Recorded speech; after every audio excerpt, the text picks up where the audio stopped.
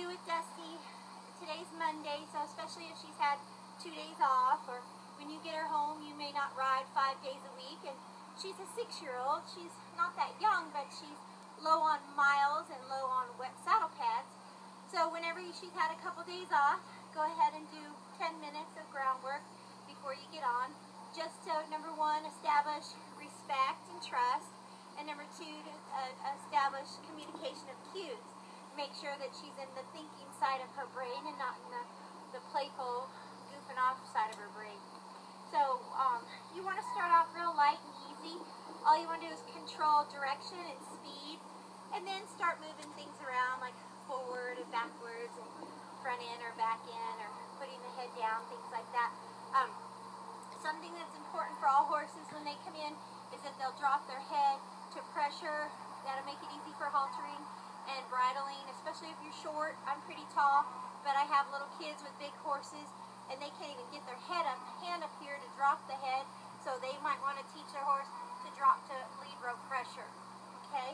So if a horse has a tendency to keep their head up really high, teaching them to give to lead rope pressure down is very helpful when you're a little kid with a tall horse or a short lady. Not everybody is able to get their head over a horse's head or bring it around like so. But again, always kind of control that if they throw their head either way when you're doing this, you keep yourself from getting bopped in the face, because their head is definitely harder than yours. So again, we want to start off with direction and then drive if she needs it, but always start light. So point,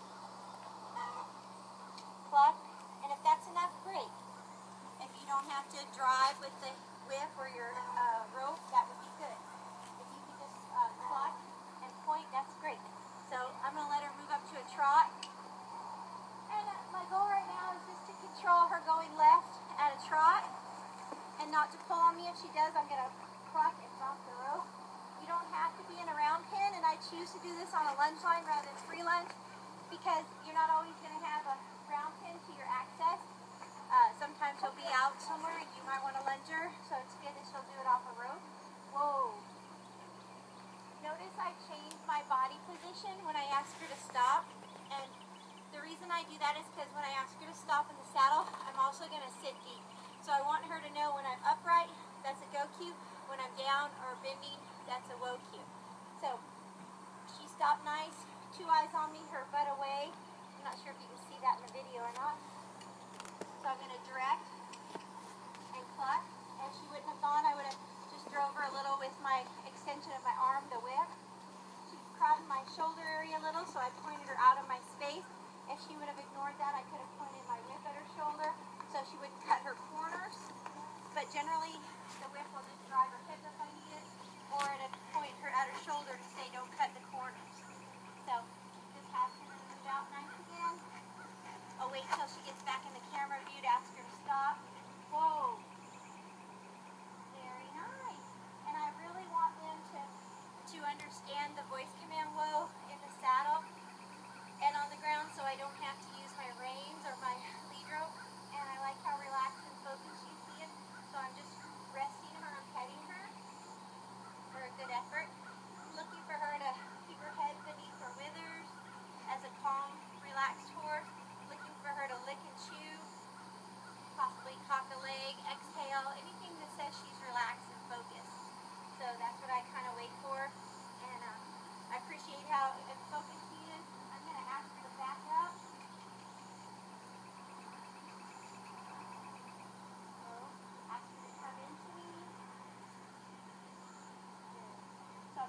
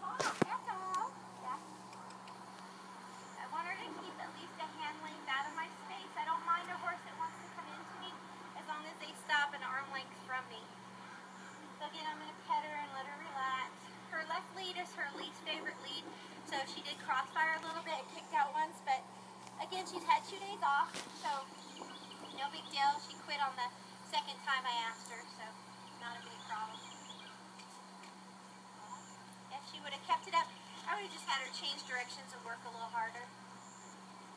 Whoa. Whoa. Good.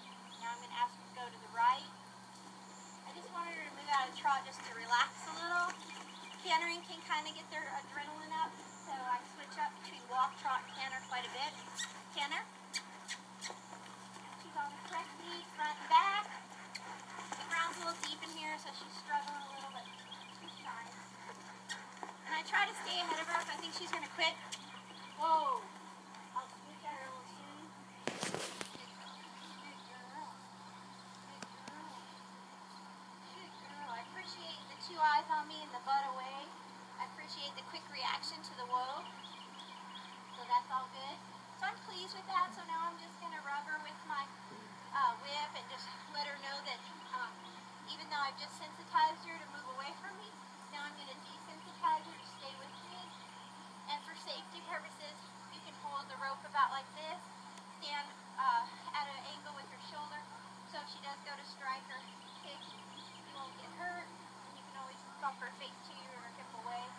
So I'm just going to throw this over her, and I'm not going to cluck. I'm going to relax my body, talk one of my legs, talk very relaxed, exhale. Whoa. As long as I'm not smooching or clucking, she shouldn't be going anywhere. As long as I'm saying whoa, whoa, she should just stand here and take it. Whoa. It's just kind of spooking in place kind of thing. Desensitizing in place. Good girl. And whatever I do on one side, I always try to do on the other. She's licking and chewing, so that's good. She's thinking about what I'm teaching her. Whoa. And again, your warm-up routine on the ground can take 10 or 15 minutes. I'm going a little slower today just because I'm talking to you about it. But I just look for signs of a horse that's focused and relaxed.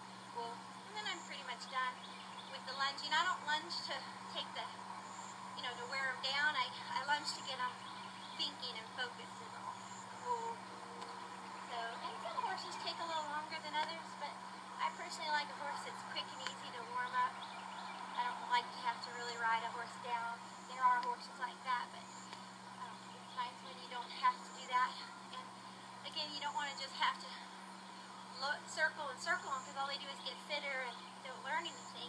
So if you got a horse like that, you're better off to make them think more, change direction more, do some collection work, things like that. So overall, that's all I'm really looking for. The last thing I'd probably have her do from this position is just disengage her hindquarters, just off of rhythm. Good girl. Whoa.